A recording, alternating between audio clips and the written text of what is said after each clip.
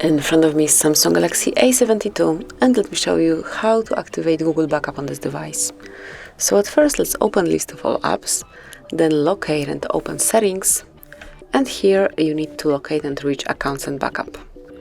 Now select backup data under Google Drive, and to activate it, just click on the switcher. So once you activate the switcher, your backup will include app and app data, call history, contacts, device settings, and also messages. So let me click on it, and that's it. As you can see, it is already connected with my Google account because I've been logged in.